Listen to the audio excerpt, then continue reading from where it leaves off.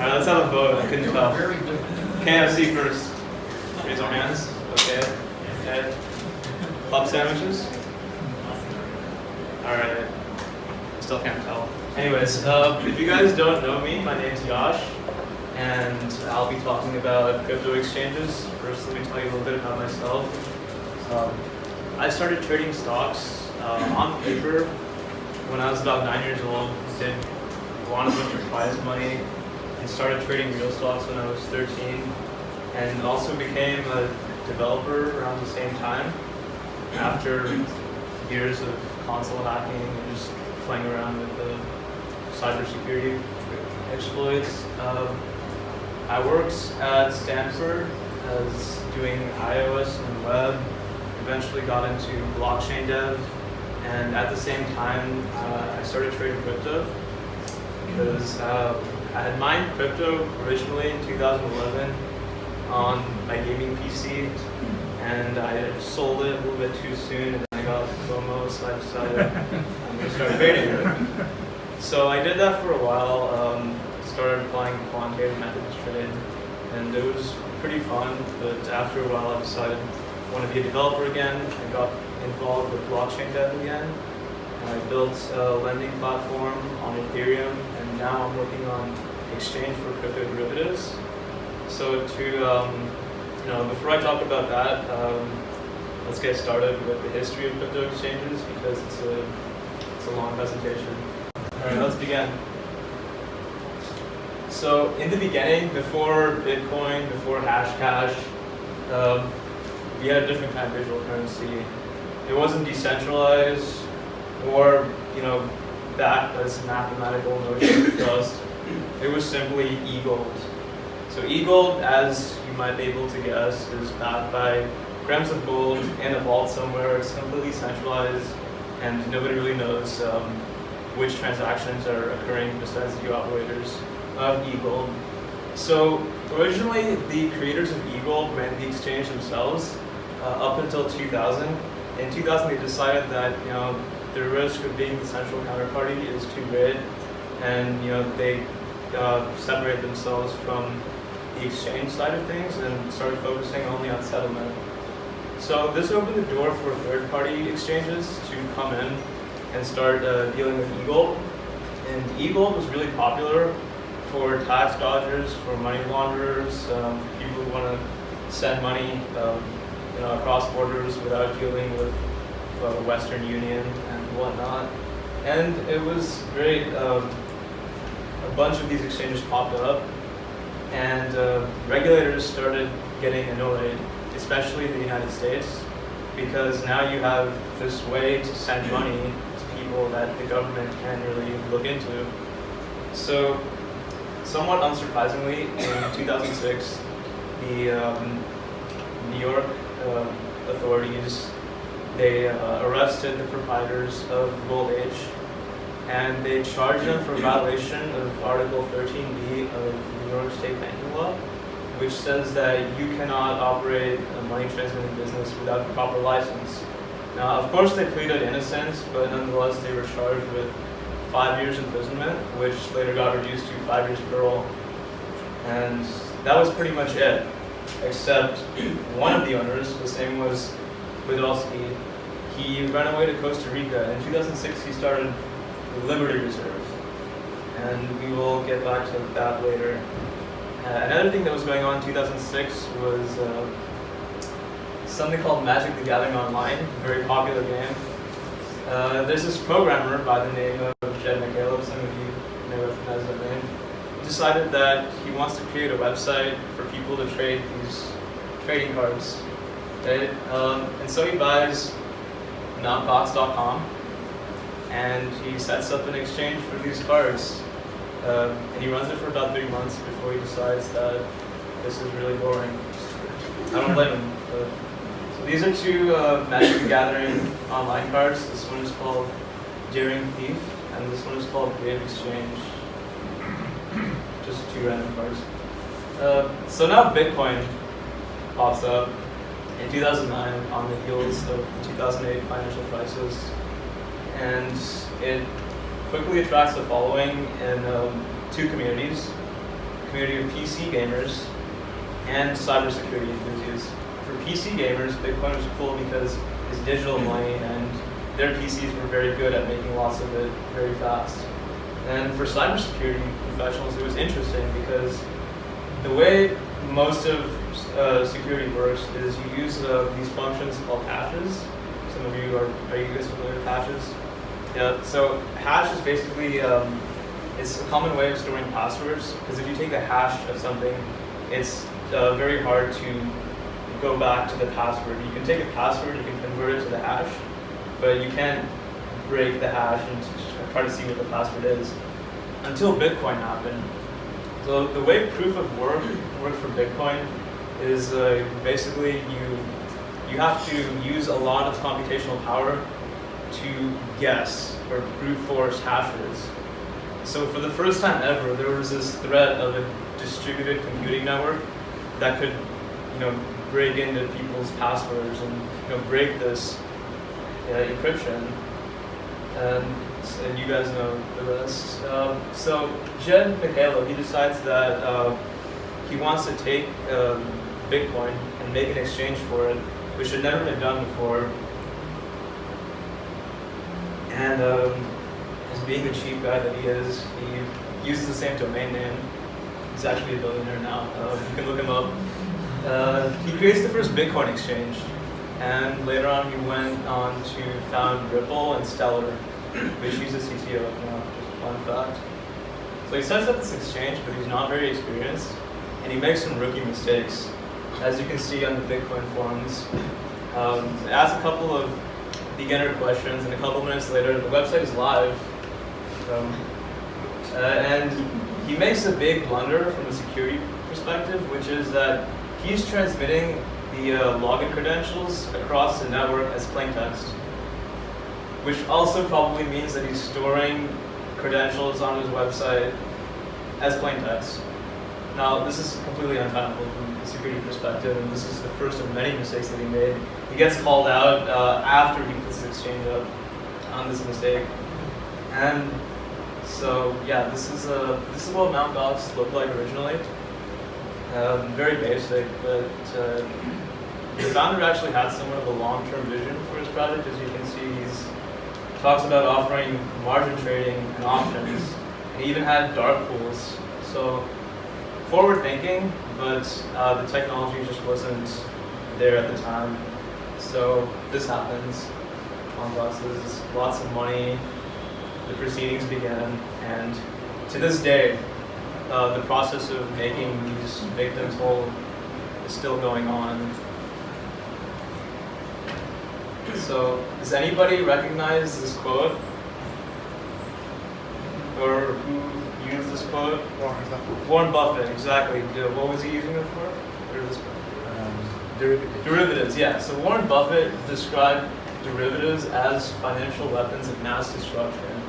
And so, why I bring this up is because what Mt. Gox taught us is that Bitcoin held on exchanges is actually a form of derivative, right? It is, it's not this kind of derivative, it's an agreement. It's an agreement between two people that derives value from some underlying asset. So in this case, you have a contract with the exchange that says the exchange will give you some amount of Bitcoin proportional to how many contracts you own, which is fine if the exchange can honor that promise. But as we've seen, sometimes it's not possible. So now you are exposed to this counterparty risk. Around that time, there is the first Bitcoin margin trading exchange, which was set up by a 17-year-old in Singapore named Joe Tong.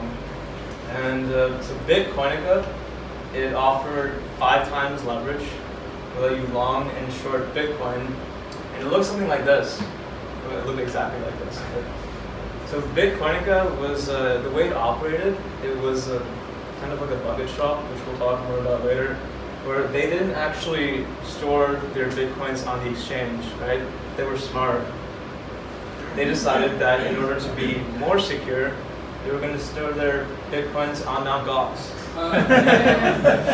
Right? So they would allow people to long and short Bitcoin, and then they would run an algorithm that would trade on Mt. Gox to basically cover the user's position, which was great while it worked until it didn't.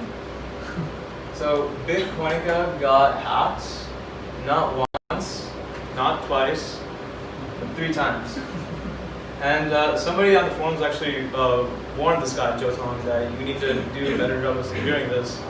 But either he didn't listen to him or he just couldn't figure it out. So Bitcoinica got hacked. The first time they lost tens of thousands of Bitcoins, and they said, okay, it's fine, we'll cover it with our reserves. So they did that, but after that, Joe Tong sells his website to a group of investors who hire 3 developers to manage the website. And now Bitcoinica gets hacked again. And now they lose a similar amount of Bitcoin, and they shut down their exchange and they start a claims process. And they would have been able to make their customers whole, but then one of the developers, he gets a bright idea. And he decides that, in the spirit of open source, he's going to open source all of the code for Bitcoinica. And unfortunately, in the source code was the username and password for the Mt. Gox account. So in July, some hacker realizes this, and he takes all of their money, which is about, at the time it was around 400,000 US. So they're done. They have no chance of paying anybody back. And Roger Ver was actually trying to buy Bitcoinica at the same time and had a lot of money there himself. But, he kind of gave up at that point. As you can see, these headlines, not good. So Joe Tong was viewed by a lot of people as a scammer and a dishonest guy, but interestingly enough, Vitalik Buterin, of all people, he painted a different picture of him. He was a writer for Bitcoin magazine at the time, and he described him as a visionary, someone ahead of his time, almost like himself and like Satoshi. Interesting. Around the same time as Bitcoinica, there was another exchange that was launched by the name of ICBit. Now, ICBit was not really popular because Bitcoinica stole the spotlight for a long time. But while Bitcoinica was kind of the belle of the ball, so to speak, ICBit kept working on the platform. They kept upgrading the platform, and they started adding new features and also new features, the first features. And then around July of 2012, they became very popular. They touted the first exchange to have high-speed order matching and a NoSQL database, which is, for that time, it was considered quite good. And in addition, they implemented a non-custodial model. So I guess they did learn something from the hacks. And what this non-custodial model involves, basically, they are not going to be the central counterparty to the trades. The trades would be settled between the 2 transacting parties, and they didn't assume any liability. So for them, it was a good way to absolve themselves of the risk. They were very hands-off to that end. They had no restrictions. They had no KYC requirements at all, because they just said, we're not a place for money laundering, so we're not going to enforce anti-money laundering compliance. So with ICBit, these were the first futures looked like. They had a futures contract on the price of Bitcoin against the US dollar, or the opposite. They had a price feature on the mining difficulty, and this futures contract, which you can still trade today, of Litecoin against the price of Bitcoin. So ICBit kind of died a slow death because of their non-custodial model. They didn't have a lot of liquidity, and they were bought out by another company and turned into orderbook.net, which ran until 2016 with very thin order books. And then the CFTC served them with a notice, a cease and desist notice. and afterwards, I guess, the website's down, it kind of went away. Okay, so now we're going to go back to Liberty Reserve. Liberty Reserve finally gets busted after a multi-year sting operation that involved 17 countries. And it turned out to be one of the largest money laundering operations in the history of the United States. They laundered tens of millions of dollars at a time. And it turns out that the e-gold was actually a very important off-ramp for crypto in the early days. Because if you wanted to sell a large amount of Bitcoin, you couldn't do it on an exchange because you would tear through the order book, you would affect the price. Dark pools weren't always very liquid. So what happened usually was you would purchase Liberty Reserve, or you would get a voucher from your exchange, or through a third party for another e-gold exchange, such as RM Exchange, and then you would, through the e-gold exchange, issue a wire to your bank account. This was kind of the de facto way of laundering crypto, especially for hackers. And so after this happens, a lot of the major bag holders of Bitcoin, they lose their ability to liquidate large amounts.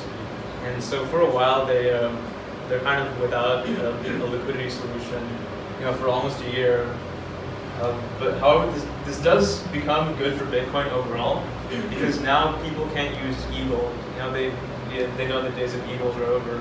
So for people who are trying to do their illicit activities, they just use Bitcoin. So the user base went up with Bitcoin, but they still need a new liquidity solution. So in 2014, this guy named Brock Pierce, he starts something called Realcoin. And Realcoin leverages something called the Mastercoin protocol, it was called at the time, to take a bunch of US dollars and digitize them and put them on the Bitcoin blockchain. And so his promise is never worry about Bitcoin's volatility again. A couple months later, the CEO of the project rebrands it to what you know today as Tether. And that's all I'm going to say about Tether.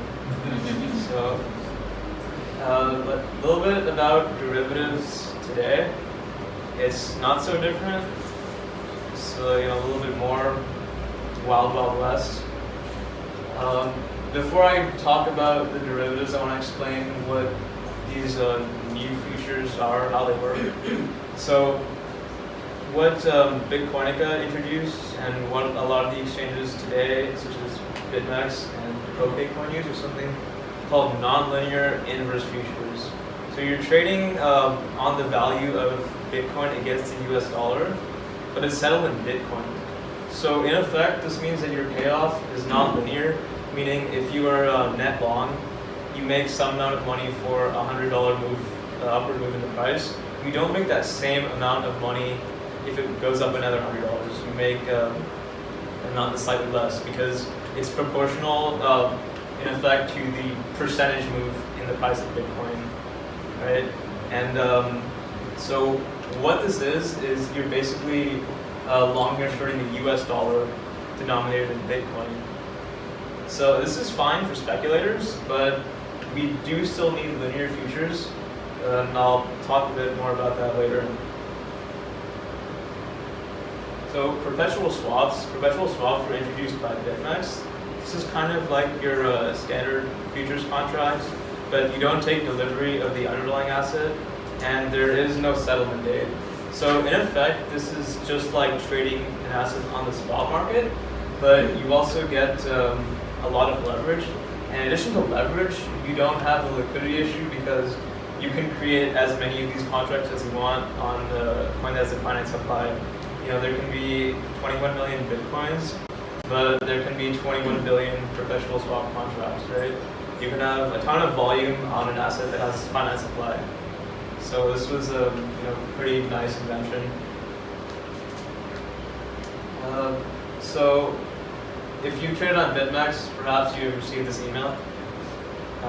What happens in these exchanges that don't implement margin calls is they automatically liquidate your positions when they reach a certain point.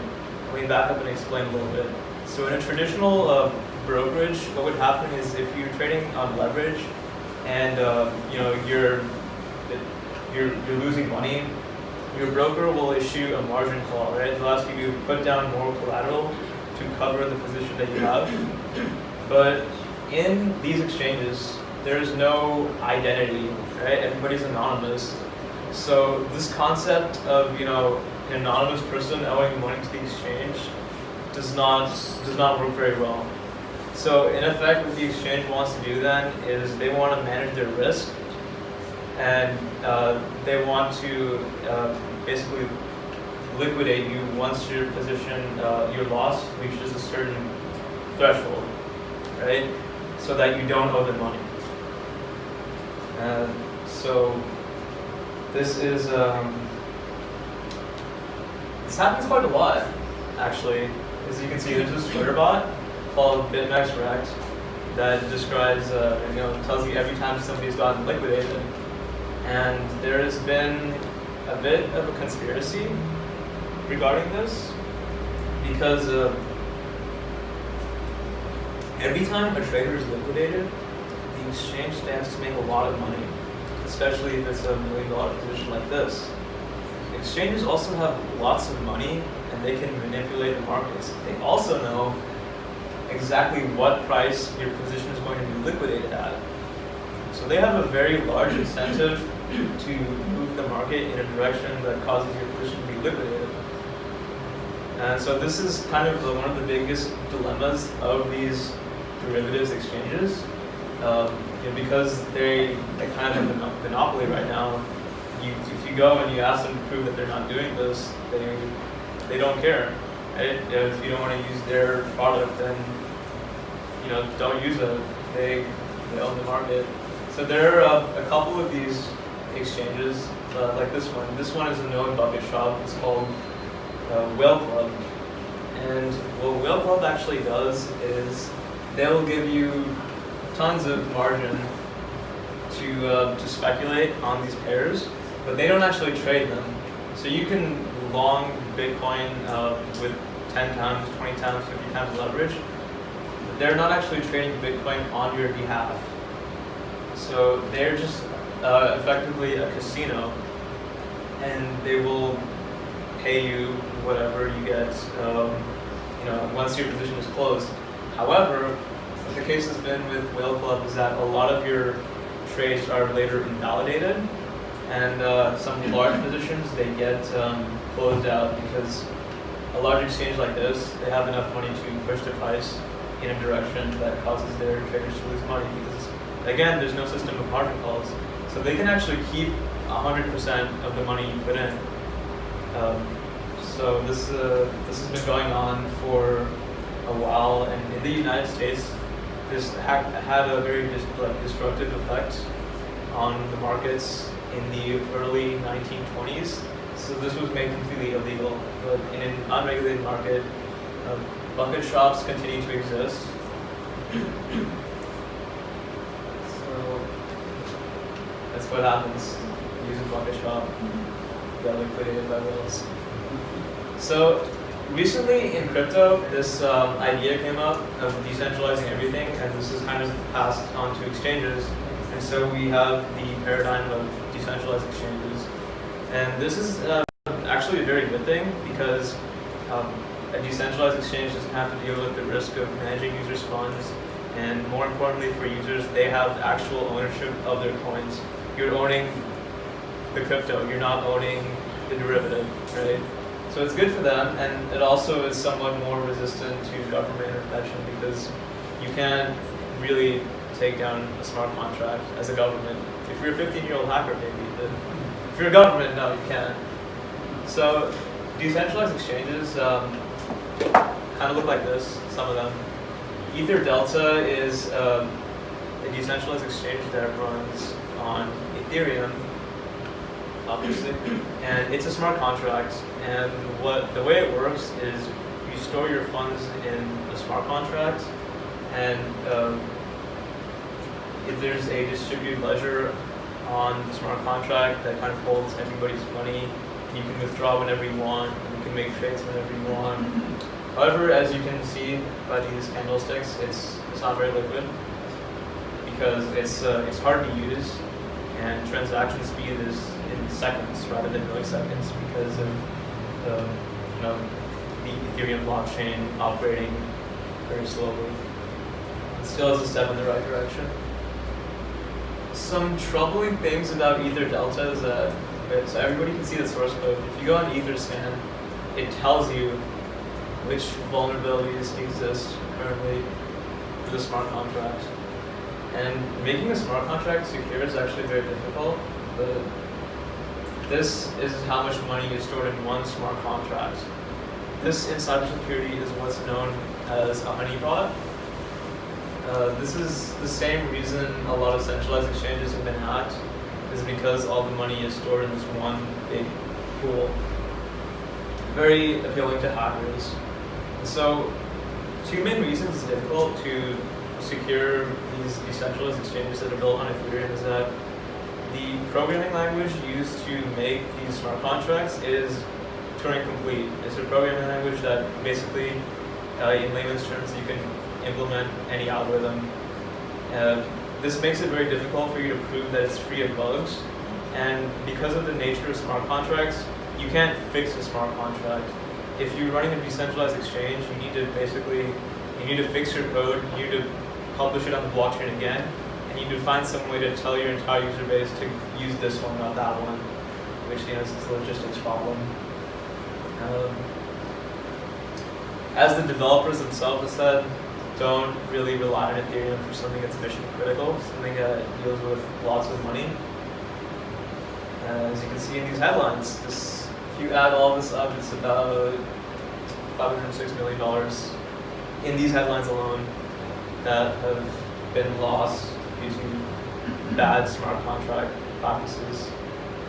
Now, the thing with smart contracts and decentralized applications is that the best practices are still emerging, and they're only going to emerge over time.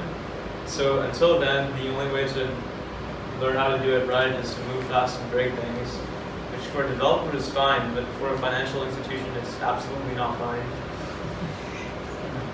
And so let's talk a little bit about what exchanges and what derivatives are going to look like in the future. So I think there are three main areas that me personally, as someone who's building exchange, I want to focus on. I think everyone else in the market should also focus on these things. The offering of derivatives, liquidity in the market, and the disintermediation of exchanges. So starting off with derivatives, I think we need to be considering metrics like volatility and sentiment when releasing these derivative contracts. You wouldn't create a derivative for a stable coin or something like Tether unless you're paranoid about Tether. But for something that's volatile, that's kind of where you need to have a hedging instrument. For something that has a lot of conflicting sentiment, that's also where hedging instruments are useful. Right now, it seems like there is no rhyme or reason to why these contracts come out. On these exchanges, you usually see some new altcoin feature contract comes out, and then there's a contest to trade on it. But if people actually wanted that derivative, then I argue that you wouldn't necessarily need to have this kind of contest, and this money would be better spent on the R&D, securing your exchanges, and creating a sustainable solution for liquidity. Let's go over some use cases for derivatives. Like, let's say there's an ICO for Lambo Mooncoin. Right? And Lambo Mooncoin, you want to invest in it because they have a great white paper. Their website is very pretty, and their CEOs come out and they just give them like very charismatic talk. And so you think maybe it's a great project, but it also just could be a complete scam. You don't know because there's all these articles and these Telegram groups tell you different things. And so how do you find out what overall market sentiment is? You create a futures contract for Lambo Mooncoin that settles maybe 6 months after the settlement or after the ICO. So basically, this market is created and it becomes liquid, and you have two possible scenarios. One is contango, and the other one is known as backwardation. And in contango, the futures contract is trading at a premium to the ICO price. And in the backwardation market, it's the opposite. It's trading at a discount. So if it's in contango, then this is what market sentiment is, right? You're driving a Lambo on the moon. You made it, right? The market thinks that this coin is undervalued, and they're expecting its value to be greater than what it is now 6 months after the ICO. So if you are a person who likes to follow trends, then you would buy it. Otherwise, if it's in contango, this is what market sentiment is like.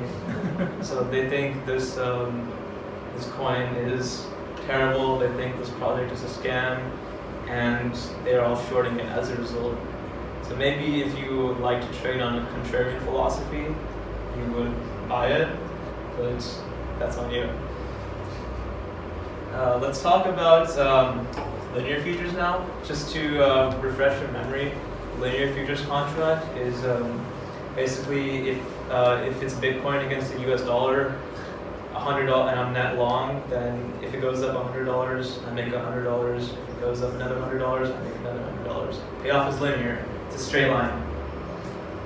So let's say I'm a merchant and I want to accept payment in all these different cryptocurrencies. Okay, right? Dogecoin, for example. Like, let's say that I paid for the KFC in Dogecoin, and let's say I paid for a lot of KFC. So it's such a large amount of KFC that the amount of Dogecoin is so big they can't sell it all at once because the liquidity isn't there. If they sold it, they would lose 10% on the spot. And it's so volatile, and they want to take my money, right? Because I'm a Dogecoin millionaire, but they have no way to hedge against the volatility. But let's say there's a linear futures contract for Dogecoin. Now what can I do if I'm KFC? I can accept payment from this Dogecoin millionaire, and I can immediately short the same amount of Dogecoin. Now this way, if the price of Dogecoin goes down, then I'm hedged and I don't lose any money.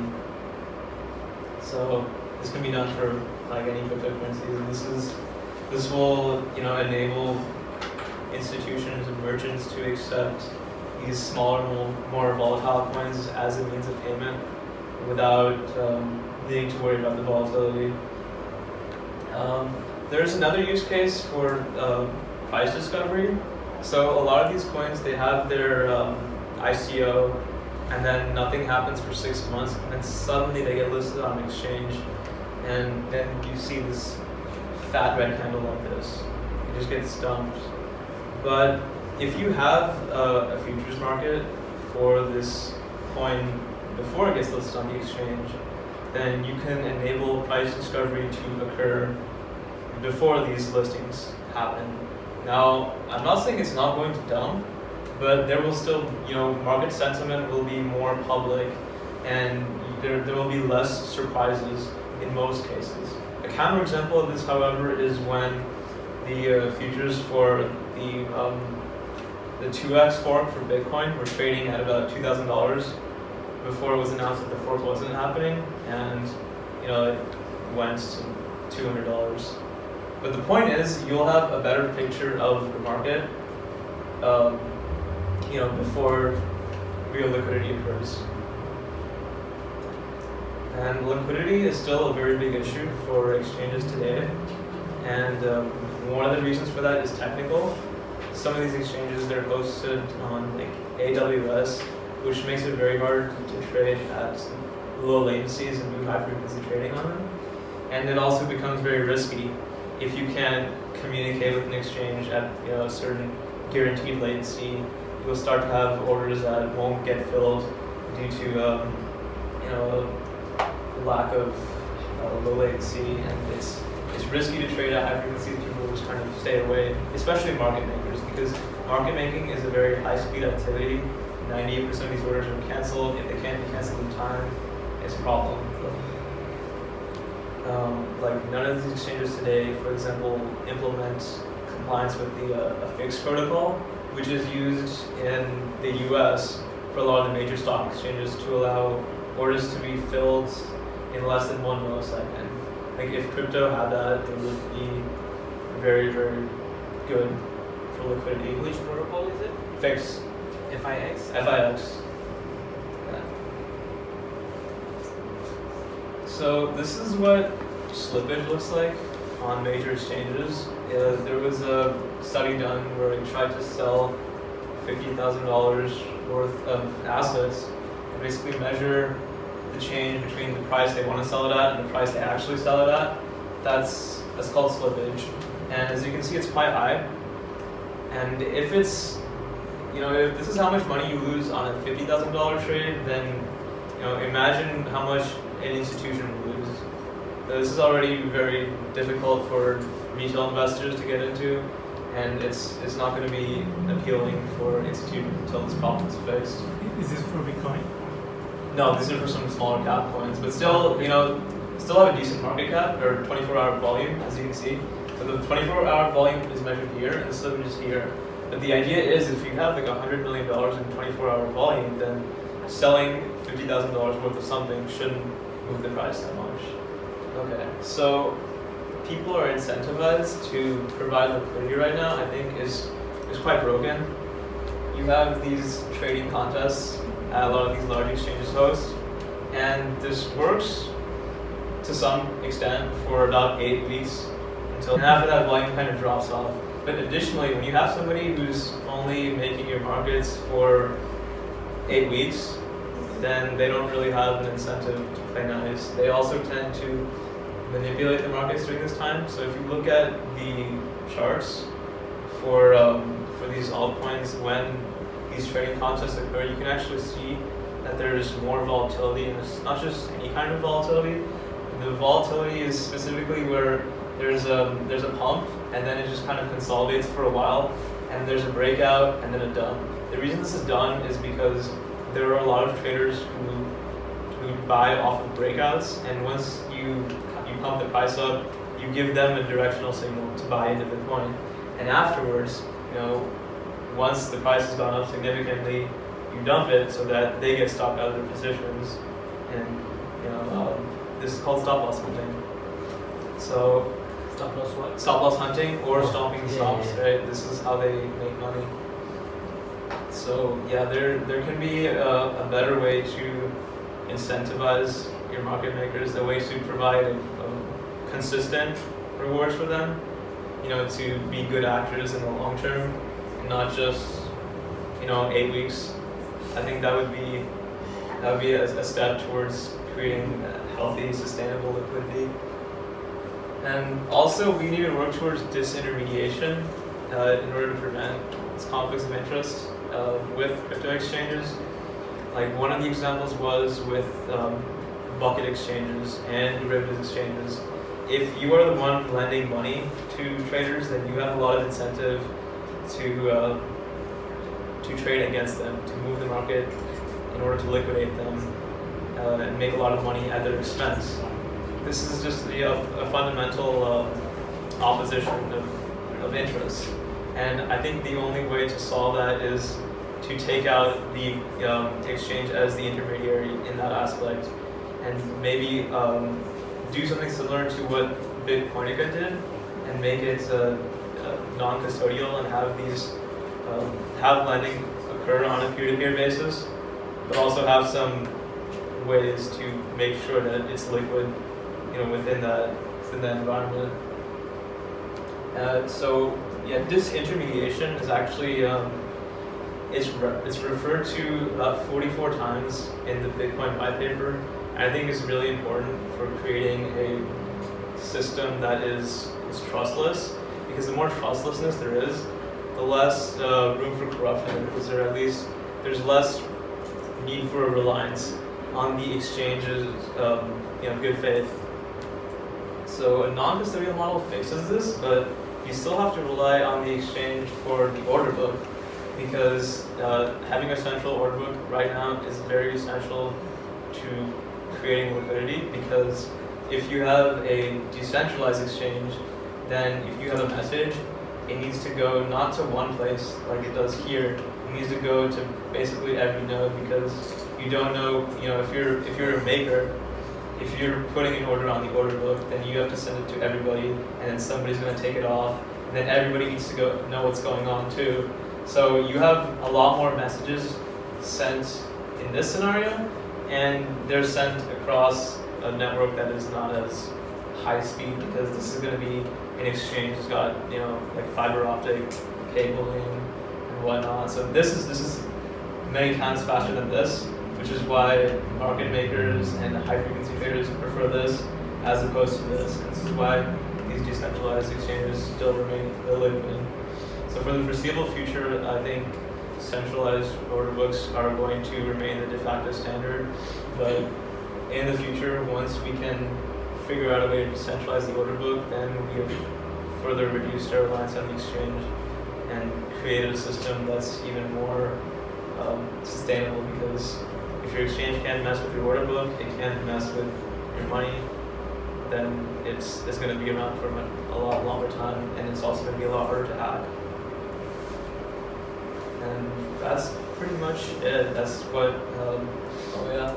The last thing is that we need to focus on security, whether it's centralized or decentralized. As you can see in this example, people find exploits in exchanges all the time, and they sell them. There's a lot of money in centralized exchanges and decentralized exchanges, and the approach to securing them has always been, it's been reactive, not proactive. People don't start thinking about security until their exchange has been hacked very badly. So the whole space would benefit from having a better system of testnet exchange combined with a security bounty system. And because there really is no excuse. They have enough money to give away Lamborghinis, then I think it definitely could be used to secure their infrastructure. And that's kind of what I've been working on with my exchange. I just published a one-pager today, so you guys can check it out. Yeah, that's pretty much it. Thanks for.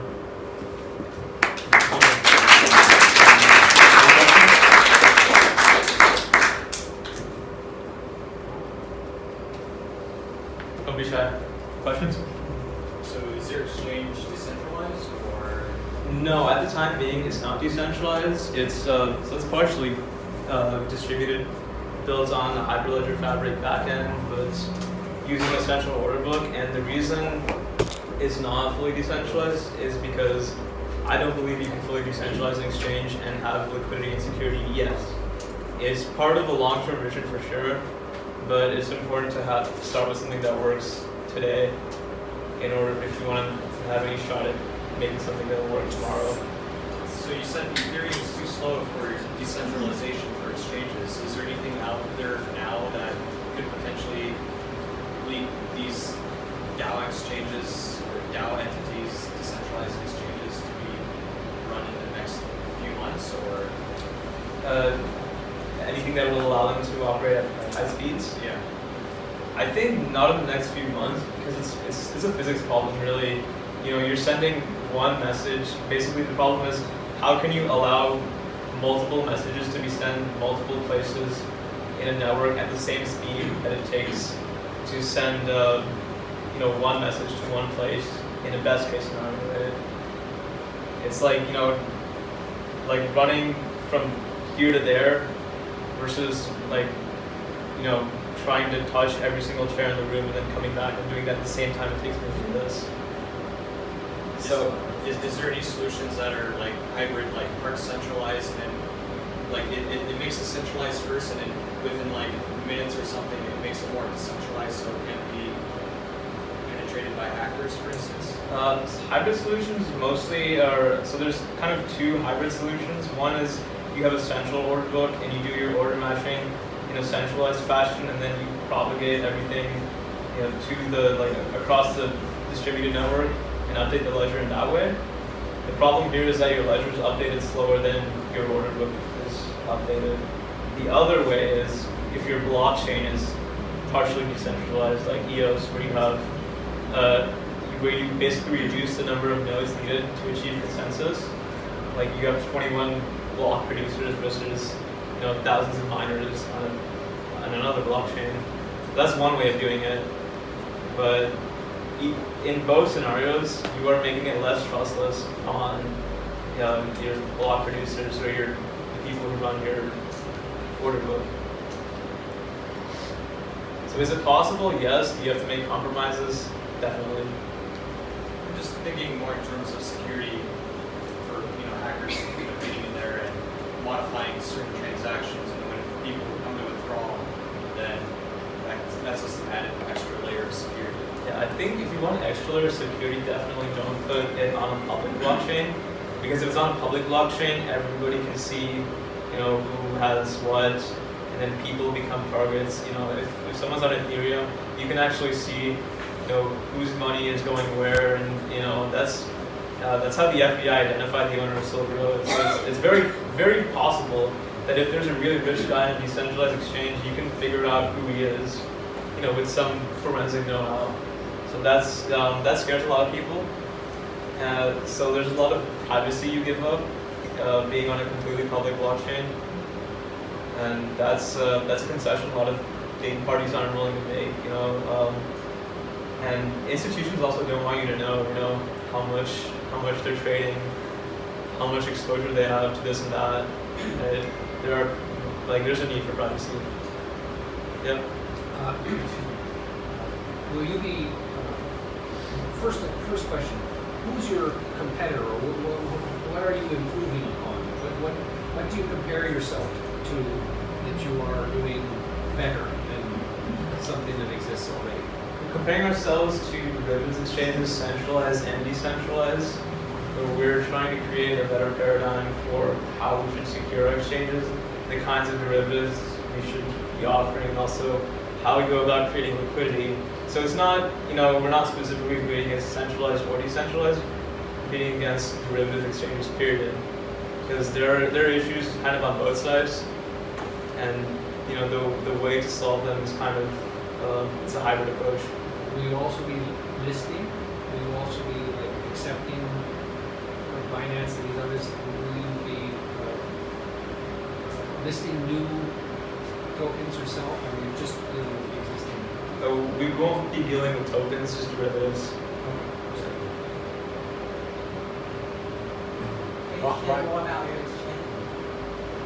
Yeah, it's very early stage, so I'm not going to talk much about it on the record, but it's on the one pager's on there. Yes. Why did you choose to run on Hyperledger? Because it is still a distributed ledger, and later on, when you migrate to another system, it'll be easier, and it allows you to have this non-custodial escrow model in place on a blockchain without having the same downfalls as Ethereum does. Yep. What's the economics on? What? What's the economics? Like token economics? Token economics, you can ask me about that later, after this. Yeah.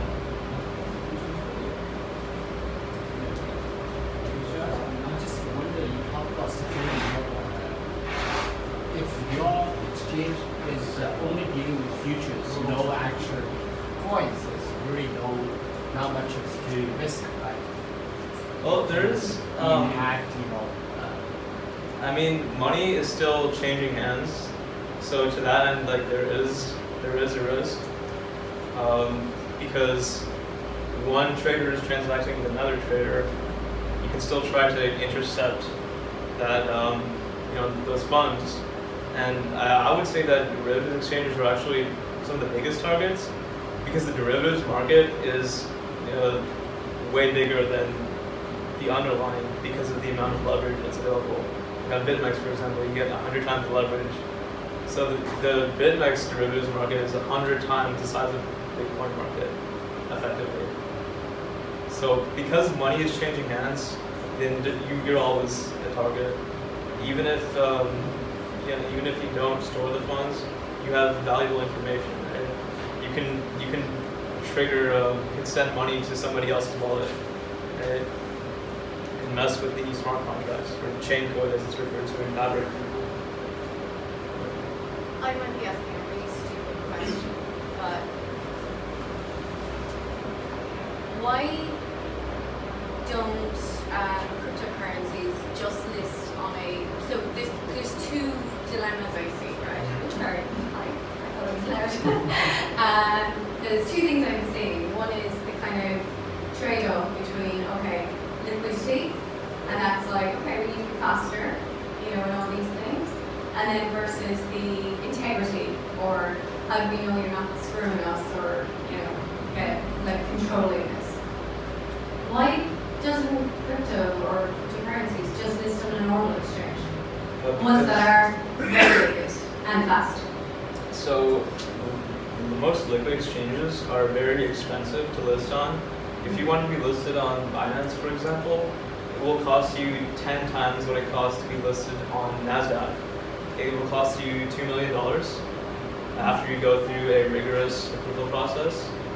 And you know, they will want some of your tokens, you know, in return for listing you, and then And that's paying for the service, right? yeah, but what's going to happen to your token after you get listed? What do you think they're going to do with it? Right? They're going to dump it. Do you think it is solvable, Yeah. like this trade-off between liquidity and... It's definitely solvable. It's just right now there's a lot of power in the hands of the exchanges, but there are solutions for your token to become liquid without having to go through these exchanges. Like if you want to be traded on Ether Delta, anybody can have an ERC token traded on Ether Delta, because for Ether Delta, all you need is the address of the token, and you can trade it. Of course, you won't have as much liquidity because it's a decentralized exchange, but there is ways for your token to be somewhat liquid without having to you know, suck it up to these exchanges.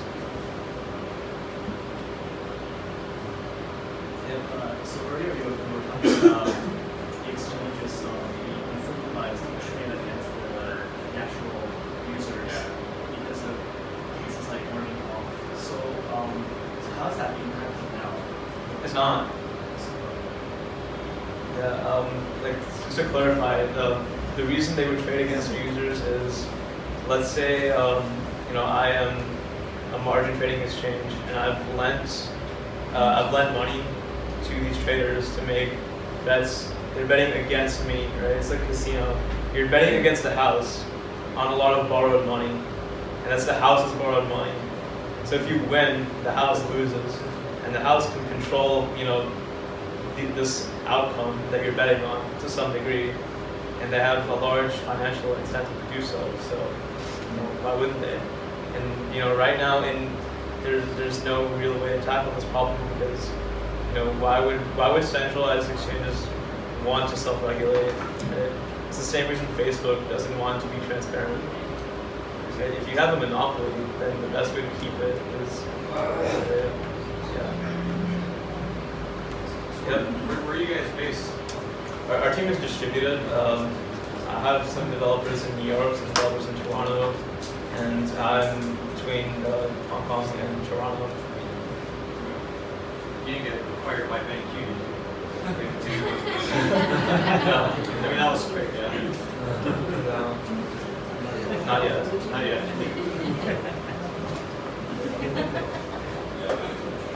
think if you hit space. Are you from Toronto? No, I'm from Silicon Valley. Why Toronto?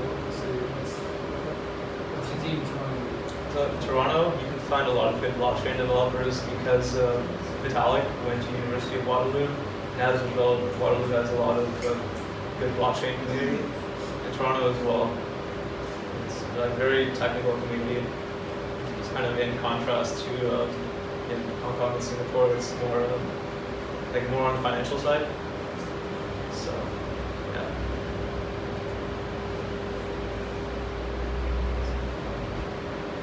When are you launching? We are launching second quarter of next year. We're gonna have a public beta up before that, but we want to spend a lot of time securing the platform before we start taking people's money to trade on the platform, because you only get one shot at getting it right. Are you self-funding, or have you already got some seed investment? Yeah, we have some investment right now. So. How do you deal with security? As in, like, before your launch, do you do like a bounty for people's account, or what do you do? So, yeah, bounty is one way to go about it. You should also have testnet exchange and incentivize people to regularly just come in and break it. I think if you have the funds for it, you can have host hackathons, like actual are you familiar with Coin to Own or any of these security hackathons? No, but I just heard about the EOS one, right? Yeah. So you can have these kind of events with big sponsors and lots of money, and you can hire a security team this way, and you can just with security, it's you have to actively try to break your system and put a lot of resources into breaking it, because retroactive solutions are not good. You know, patching hacks that have already happened is not going to grant you that much security. It's like a hands-on exercise. So this might be like too big a question, but what are the kind of security flaws that we see when we see like 30 million USD going missing? Like, what causes this kind of problems? So a lot of these flaws basically originate with the way the Ethereum client is written, and these smart contracts, they're code that is publicly available to anybody, and what goes wrong a lot of times is the permissioning of these smart contracts. And when the permissioning goes wrong, somebody who isn't authorized can do things that they shouldn't do with these programs. And these programs have large amounts of money stored within them, so they can transfer this amount of money, or they can accidentally, delete $300 million because they called a function they weren't allowed to. So that's I think one of the biggest sources of issues. And there's some traditional types of hacks that happen with like My Ether wallet, where they just redirected users to another website. So there's layers of different vulnerabilities, from vulnerabilities in blockchain to social engineering issues that still are around and cause people to lose information. Where are you going to be launching your exchange from? You can ask me about that later. It's something that's in progress. We don't want to announce anything before we know for sure. Just curious, you mentioned that you are basically making this product in Toronto, and I suppose you're targeting various financial centers globally. How's the rollout of yours about the city as itself? Can you give him a mic? I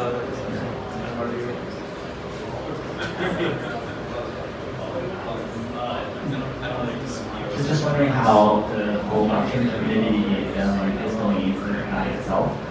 You hear a lot about blockchain in Asia and parts of Europe and Toronto, but it doesn't sound like it's as active in the rest of the US. I just wanted to experience. Yeah, I think this blockchain community, I would say I've noticed two major hubs in North America, rather three. There's Toronto, there's New York, and San Francisco.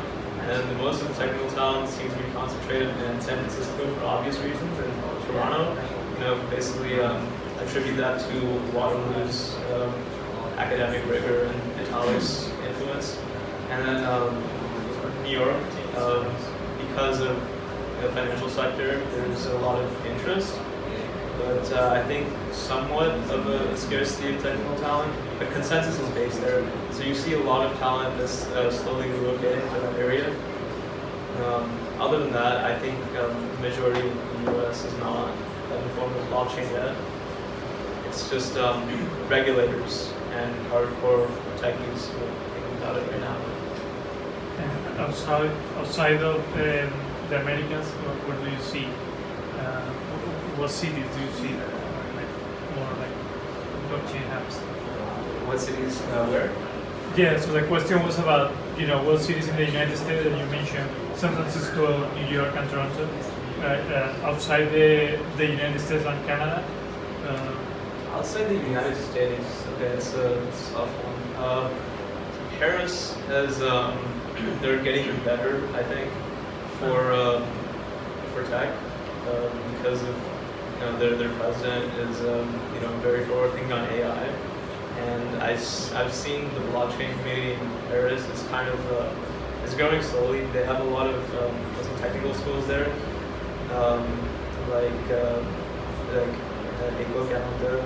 They're trying to push awareness on that. So I think in the future it could be a good place. Switzerland. I haven't been to Switzerland. I don't know. But there's a lot of technical talent in Russia as well. However, I can't speak for the quality of it myself. I don't know. And not Hong Kong?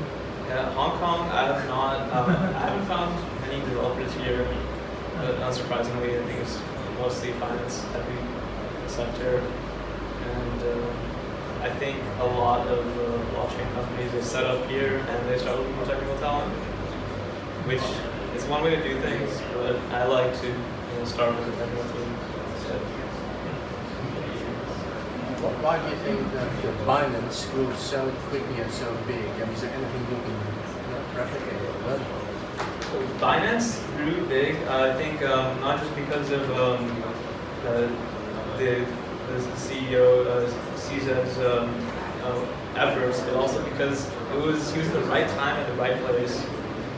This was kind of the peak of the crypto bubble, and he was also able to get a sizable investment from some large venture capital firms, and that kind of allowed him to reach his escape velocity very quickly.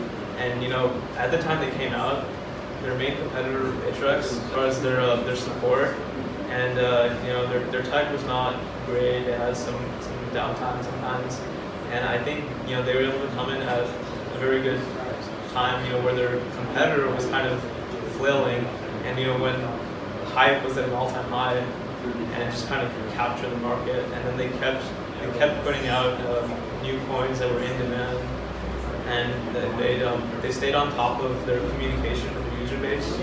Every time Binance went down for maintenance, the guy on Twitter, he just told people that it's for this reason, it's going to be up at this time. So people, I would say they had a little bit more confidence that their funds were stolen. And I think that was a very good move on their part to keep a good line of communication with their customer base. Just very happy to hear that you have an operation in Toronto. This weekend is Canada Day, Sunday, and I would like to offer your team in Toronto the cool.ca token, which we're issuing this. It's just a free token. It's just cool to be in. And if there are any Canadians in there, thank you very much. So we want those blockchain developers in Toronto to feel good, feel cool. Cool.ca. Like you mentioned, there's an engineering project and just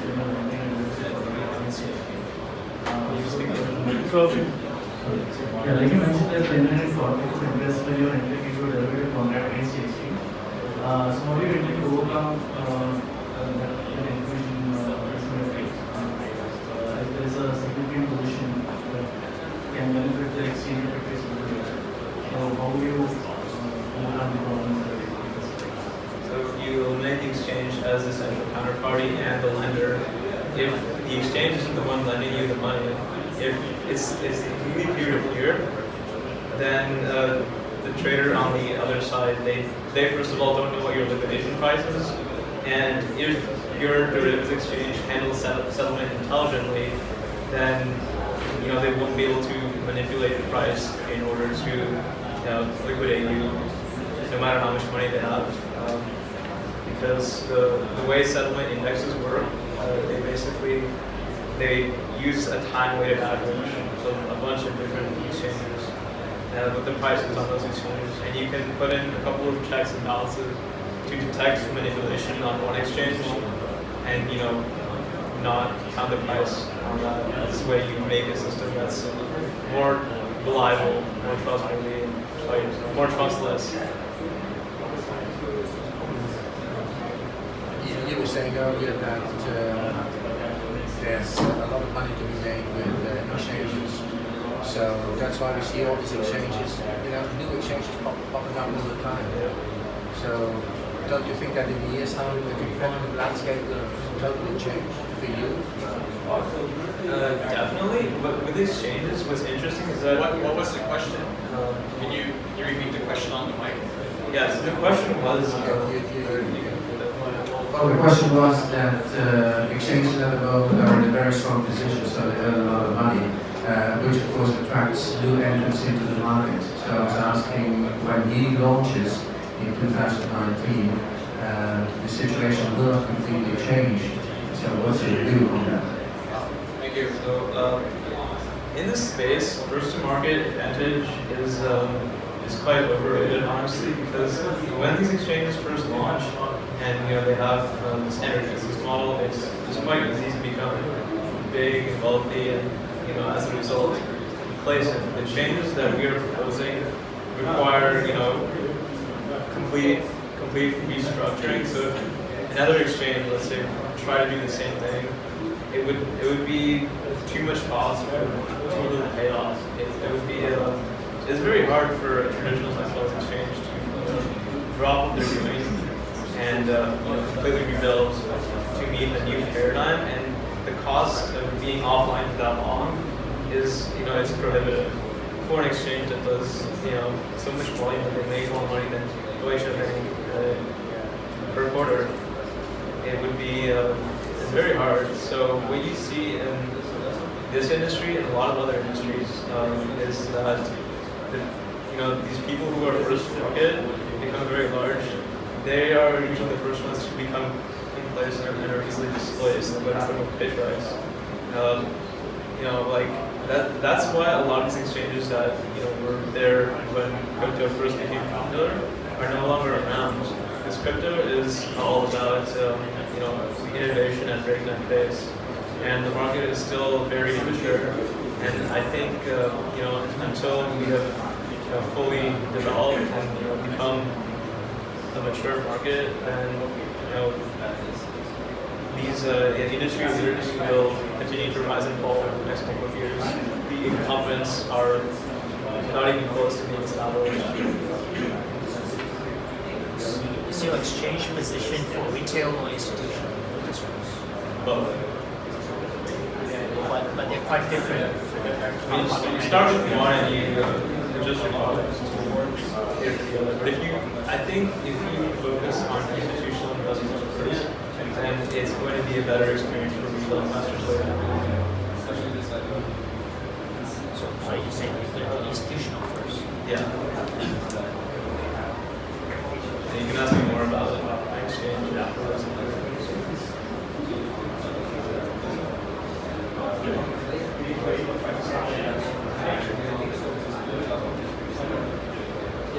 Is KYC required? We're still working on that. You're going to do stock futures, lending, We're not doing this thing. We are as an exchange will be doing lending. like margin space again. It will exist on the platform, but it's not going to be provided by us so as to avoid the conflict of interest that occurs. So you will look for external liquidity providers. And we have those. Yeah.